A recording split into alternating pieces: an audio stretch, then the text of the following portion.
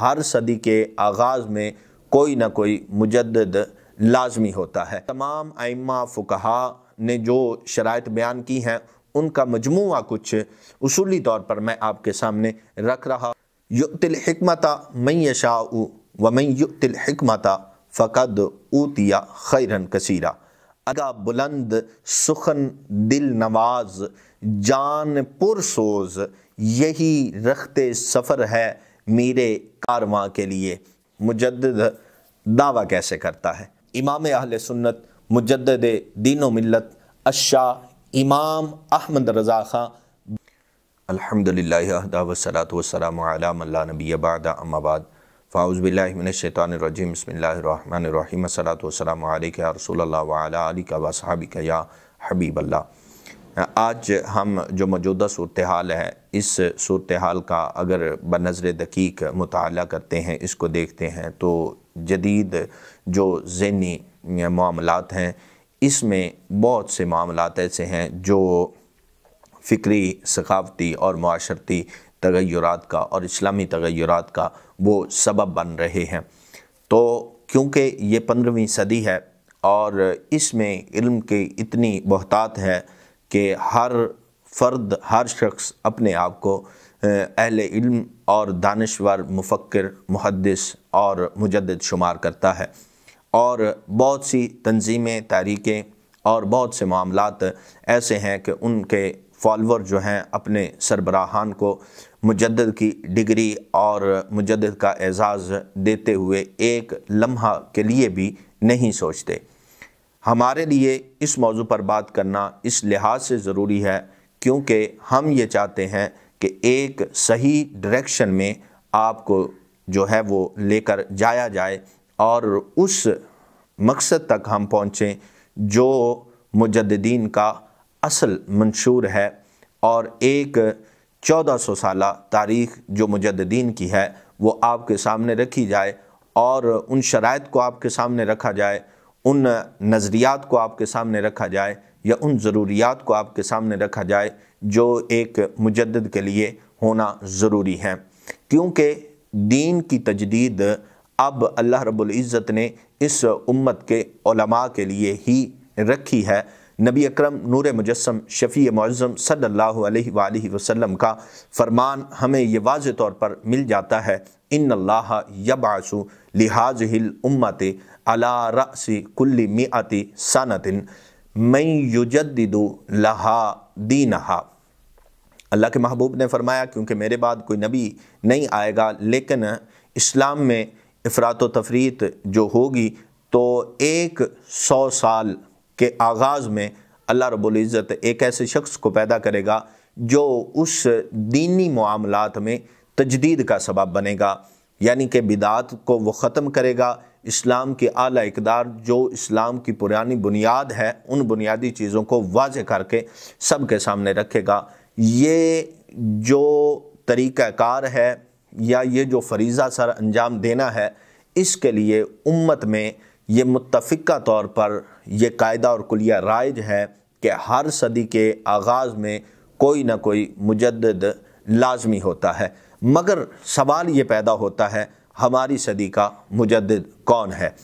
اس سوال کا جواب دینے سے پہلے میں آپ کے سامنے چند ایک چیزیں رکھنا چاہتا ہوں جس سے ہمیں یہ پتہ چلے کہ مجدد کے لیے شرائط کون کون سی ہیں۔ سب سے پہلی جو شرط مجدد کے لیے ہے وہ یہ ہے کہ وہ علم میں ثقافت رکھتا ہو اور علم میں وہ پختگی رکھتا ہو، یہ اس کے لیے پہلی شرط ہے، کیونکہ علم کی بڑی عظمت ہے، علم کی بڑی جو وہ قدر ہے، اہمیت ہے، بلکہ اللہ رب العزت نے اس کو فریضہ نبوت میں داخل فرمایا ہے۔ ربنا وابعث فیہم رسولا منہم یتلو علیہم آیاتک ویعلمہم الکتاب والحکمہ۔ تعلیم و تربیت، کتاب و حکمت سکھانا، سمجھانا، یہ فریضہ نبوت میں سے ہے۔ تو جو مجدد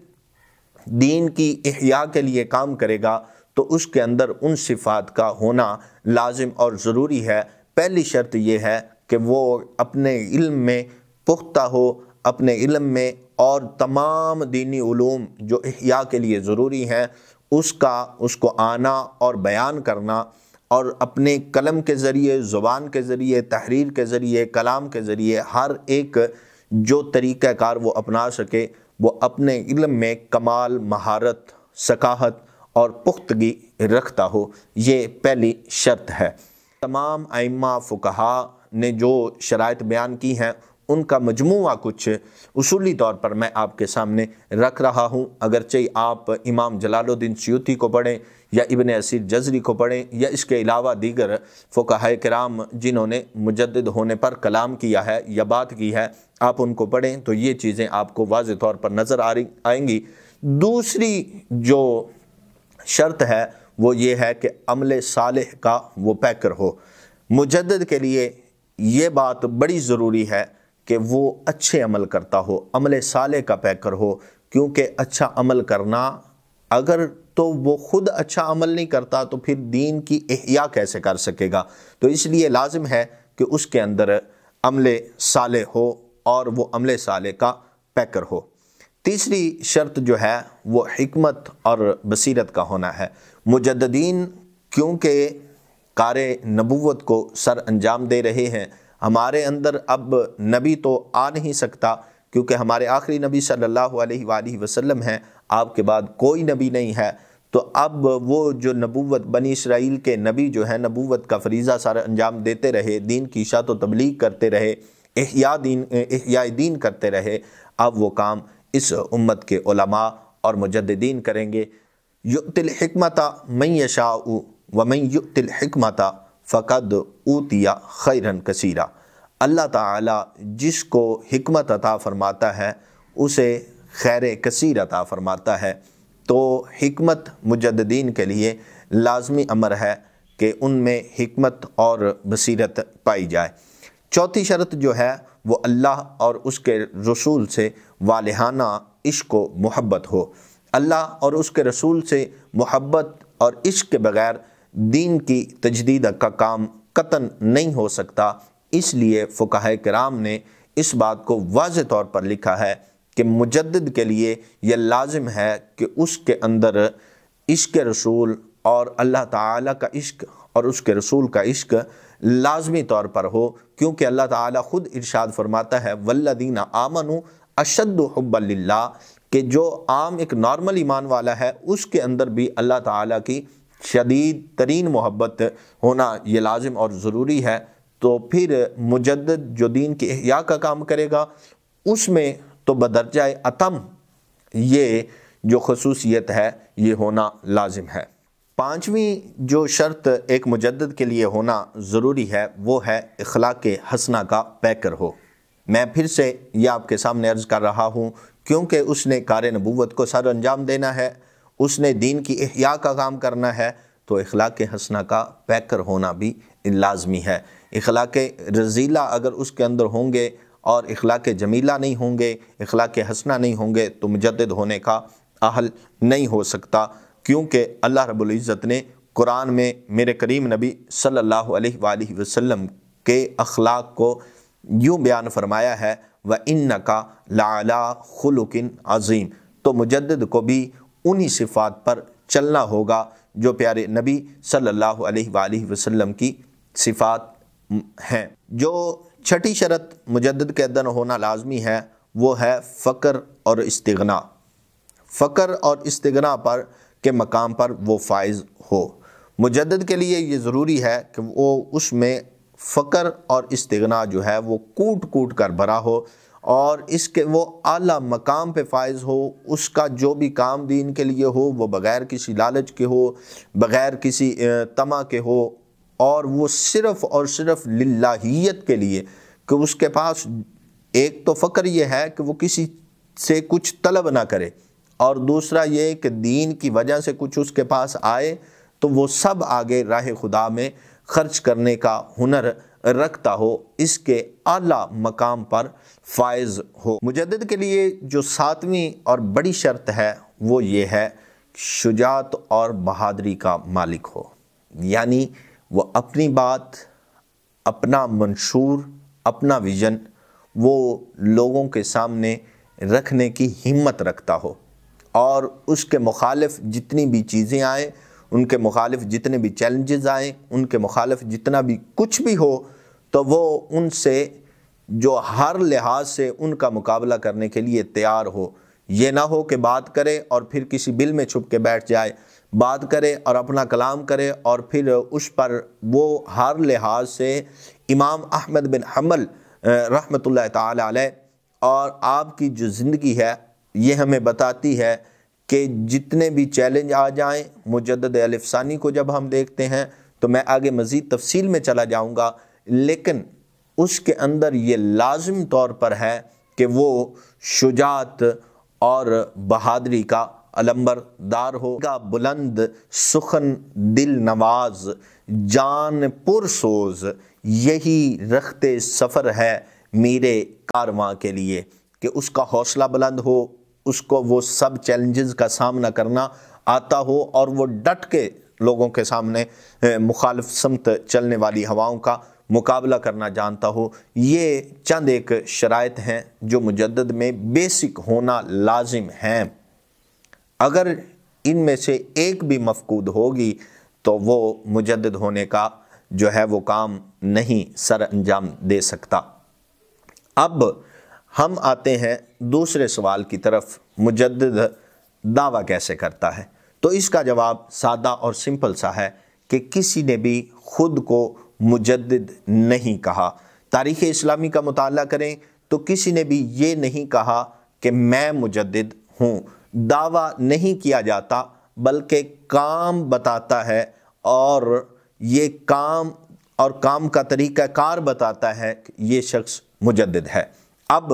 جو تیسرا سوال ہے اس کی طرف آتے ہیں کہ مجدد کا فیصلہ کون کرتا ہے؟ تو اس کا بڑا سادہ سا اور سمپل سا جواب ہے، مجدد کا فیصلہ عوام نہیں کرتے، بلکہ مجدد کا فیصلہ اس وقت کے، اس صدی کے سینئر علماء، فقہاء، محدثین اور جو اس صدی کے سینئر ترین علماء ہیں اور اپنے فن میں کمال مہارت رکھتے ہیں، وہ اس بندے کے علم کو دیکھتے ہیں، فن کو دیکھتے ہیں، ہنر کو دیکھتے ہیں، کیونکہ ہر ایک بندہ الگ الگ کیٹیگری میں کمال رکھتا ہے، لیکن جو مجدد ہوتا ہے وہ تمام کیٹیگریوں میں کمال مہارت رکھتا ہے۔ تو اپنے اپنے فن کے کمال ماہر علماء وہ فیصلہ کرتے ہیں کہ اس صدی کا یہ مجدد ہے یا یہ مجدد تھا۔ اب چھوٹی سی ایک بات کہ کیا ایک ہی مجدد ہوتا ہے یا ایک صدی میں ایک سے زائد مجدد رہے ہیں؟ تو اس کا جواب ہمیں جب ہم تاریخ اسلامی کا مطالعہ کرتے ہیں، کتب کا مطالعہ کرتے ہیں، مجددین کی فہرست کو دیکھتے ہیں، تو ہمیں یہ بڑے ہی اچھے انداز میں مل جاتا ہے کہ ایک صدی میں کئی مجددین رہے ہیں، لیکن امام جلال الدین سیوطی اور ان کے معاصرین جو ہیں وہ یہ کہتے ہیں کہ صرف ایک صدی کا ایک مجدد ہوتا ہے۔ مگر اس کے علاوہ دیگر محدثین، مفکرین اور مورخین نے، جس میں علامہ ابن اسیر جزری آتے ہیں اور امام ذہبی آتے ہیں، اور اس کے علاوہ دیگر کئی نامور شخصیات آتی ہیں جنہوں نے ایک صدی میں ایک سے زائد مجددین کو لکھا ہے، نقل کیا ہے، اور سب سے پہلے جو ہمارے متفقہ مجدد پہلی صدی کے ہیں وہ عمر بن عبد العزیز ہیں، اور ان کی جو صفت تجدید ہے وہ فقہ نہیں ہے، عقائد نہیں ہے، نظریات نہیں ہے، بلکہ صفت تجدید ان کی خلافت ہے۔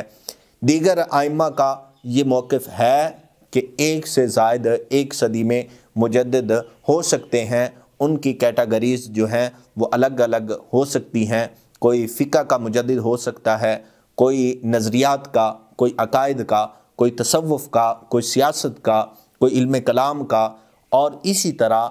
دیگر مجددین بھی جو ہیں وہ ایگزسٹ کرتے ہیں، اور معتبر ترین علماء نے ان کو اپنی لسٹ میں شامل کیا ہے۔ پہلا متفقہ جو مجدد ہے وہ عمر بن عبدالعزیز ہیں، اور ہم تک جو 14ویں صدی کا مجدد پہنچا ہے اس کو دنیا امام اہل سنت مجدد دین و ملت الشاہ امام احمد رضا خان بریلوی رحمۃ اللہ تعالی علیہ، آپ 14ویں صدی کے متفقہ طور پر مجدد ہیں۔ اور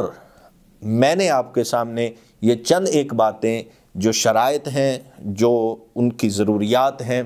ان کے لیے دعویٰ کیسے کیا جا سکتا ہے، فیصلہ کون کرتا ہے، یہ میں نے آپ کے سامنے رکھ دیا۔ اب ایک سوال